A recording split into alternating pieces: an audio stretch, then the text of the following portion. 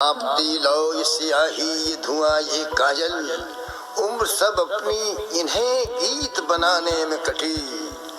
कौन समझे मेरी आंखों की नमी का मतलब, जिंदगी वेद थी पर जिल्द बनाने में कटी। हिंदी साहित्य के एक रोशन चिराग, रोमानियत और श्रृंगार के कवि, कालजयी गीतों के रचनाकार, सृजनात्मकता की सजीव तस्वीर वाले शख्सियत गोपाल दास सक्सेना उर्फ गोपाल दास नीरज, जिन्होंने फिल्म संगीत की स्वर लहरियों के उतार चढ़ाव को अमूल्य शब्दों से सजाया, जो गौरव रहे मंचीय कविता की फिल्में गीतों के अलावे जिन्होंने कई गज़ल, मुक्तक व दोहे की भी रचना की, जिन्होंने प्रेम और वीरा के बीच कहीं खड़े हो जिंदगी में उम्मीद की रोशनी जगाकर युवा मन को जिस तरह से नया आयाम दिया, काबिले तारीफ है। जन्म 4 जनवरी 1925 को ब्रिटिश कालीन भारत के संयुक्त प्रांत आगरा व अवध, जो अब उत्तर प्रदेश है, कि इटावा जिले के महेवा प्रखंड अंतर्गत पुरावली गांव के एक कैस्थ परिवार में पिता बाबू ब्रजकिशोर सक्सेना।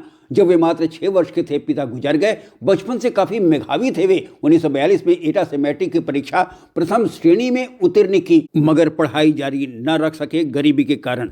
यमुना में डुबकी लगाकर वे उन सिक्कों को निकालते थे जो भक्त डालते थे।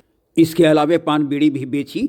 कुछ समय तक इटावा कचहरी में टाइपिस्ट का काम भी किया। दिल्ली के सफाई विभाग में टाइपिस्ट की नौकरी तो मिली, मगर शीघ्र छूट भी गई और तब कानपुर के डीएवी कॉलेज में क्लर्क की नौकरी पकड़ी। फिर बाल्कन ब्रदर्स नाम की प्राइवेट कंपनी में 5 वर्षों तक टाइपिस्ट रहे। नौकरी करते हुए उन्होंने 1949 में इंटर, 1951 में स्नातक और 1953 में प्रथम श्रेणी में एमए की डिग्री हासिल कर ली। इस बीच 1945 में उनकी शादी सावित्री देवी सक्सेना से हो गई।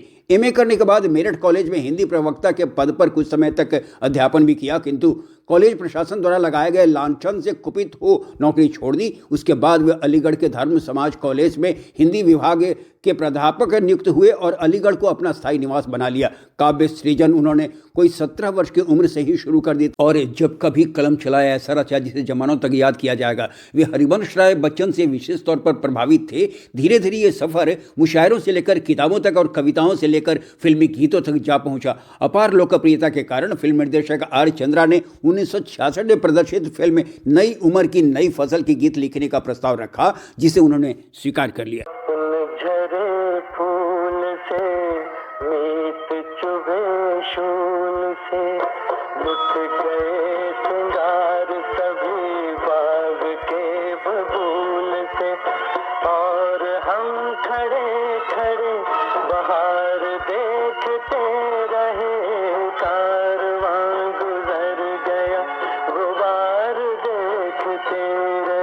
इस फिल्म के लिए उनके लिखे गीत खूब लोकप्रिय हुए। उसके बाद तो बम्बई ने खूब नवाजा नीरज को। उनकी कविताओं ने शहर के अदीबों और कवियों में खलबली मचा दी। हालांकि फिल्म चा चा चा 1964 में ही प्रदर्शित हो गई।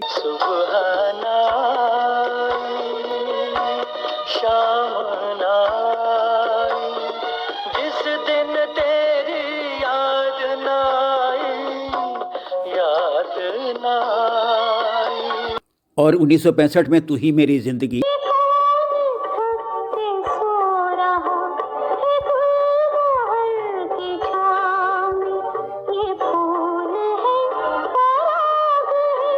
एवं सती नारी।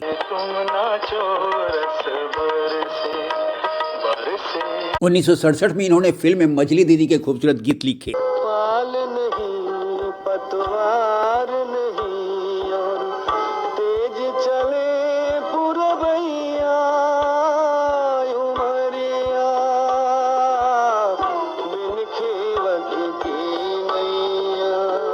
तो अगले साल फिल्म कन्यादान का ये लोकप्रिय गीत।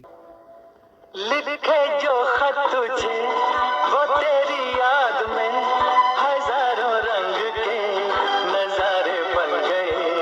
सवेरा जब हुआ तो फूल बन गए, जो रात आई तो सितारे बन गए।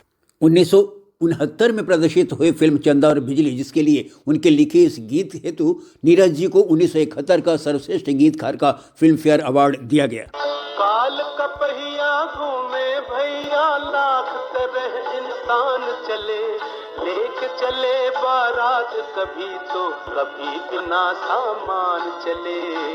राम कृष्ण हरि, राम कृष्ण हरि।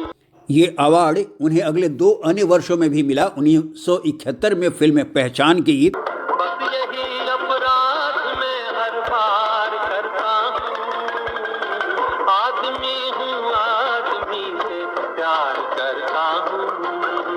और 1972 में फिल्म मेरा नाम जोकर के गीत ये भाई जरा देख के चलो, आगे ही नहीं पीछे भी, दाएं ही नहीं बाएं भी, ऊपर ही नहीं नीचे भी।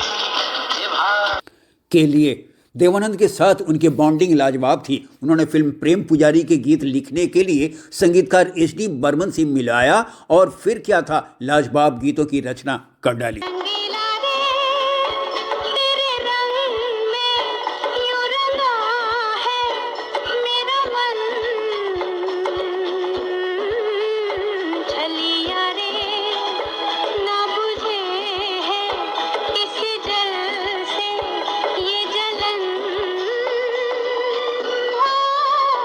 फिर तो देवानंद के साथ उनकी दोस्ती खूब जमी।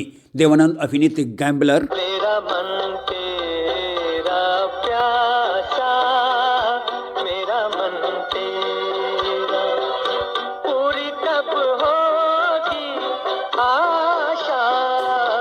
तेरे मेरे सपने, जैसे राधा ने माला जपी शाम की, मैंने ओढ़ी चुनरिया तेरे नाम की, तेरे नाम की हथिया तेरे ही नाम की।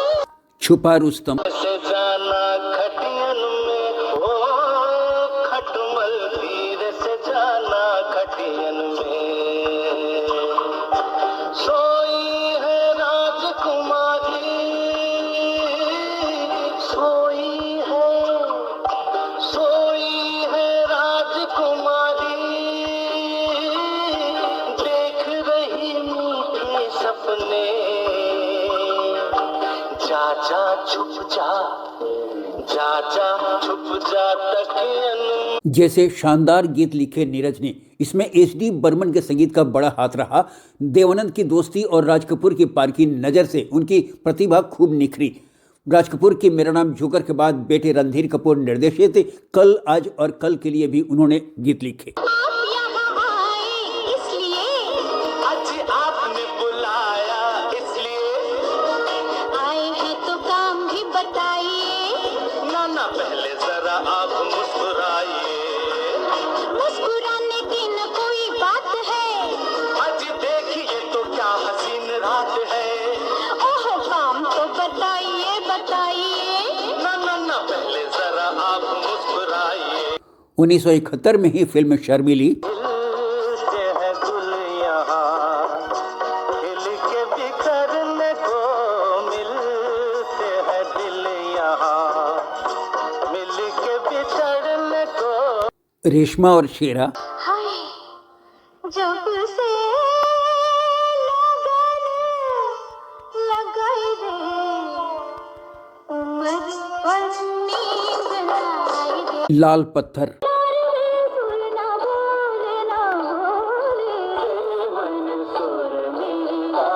पतंगा, के गायूं आज मेरे दिल, रात रोज रे सुबह नाए, जैसे कोई बचपन की कहानी याद भी हो और भूल भी जाए। के लिए उनके रचित गीत उनके कलम के जादू से रूबरू कराते हैं अगले वर्ष मुनीम जी। पानी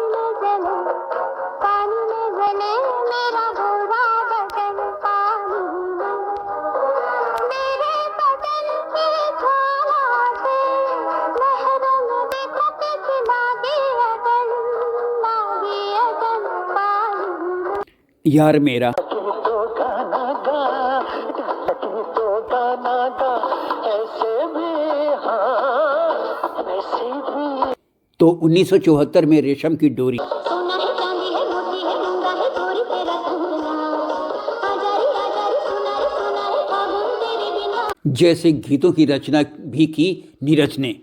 मगर शीघ्र ही मोह भंग हो गया उनका इस माया नगरी से। मात्र 5 वर्ष में ही वे वापस लौट गए अलीगढ़ और फिर से अध्ययन अध्यापन पर ध्यान देना शुरू कर दिया। साहित्य के क्षेत्र में कारनामा करने वाले वे पहले व्यक्ति थे जिन्हें 1991 में पद्मश्री और 2007 में पद्म भूषण दोनों ही पुरस्कारों से भारत सरकार ने नवाजा। इसके अलावे उन्हें विश्व उर्दू परिषद पुरस्कार और उत्तर प्रदेश हिंदी संस्थान द्वारा यश भारती पुरस्कार प्रदान किया गया। और 19 जुलाई 2018 का वो मनहूस दिन भी आया जब सांसों की डोर के आखिरी मोड़ तक बेहतरीन नगमे लिखने के ख्वाहिशमंद मशहूर गीतकार और कवि गोपाल दास नीरज ने दिल्ली के अखिल भारतीय आयुर्विज्ञान संस्थान में आखिरी सांस ली। और देखते देखते गीतों से रोशन ये चिराग हमेशा के लिए बुझ गया। एक ऐसा बहुमुखी प्रतिभा संपन्न व्यक्तित्व जिसने बॉलीवुड के गीतों में उर्दू के प्रति मोह को भी चुनौती दी और हिंदी साहित्य को एक नई पहचान दी।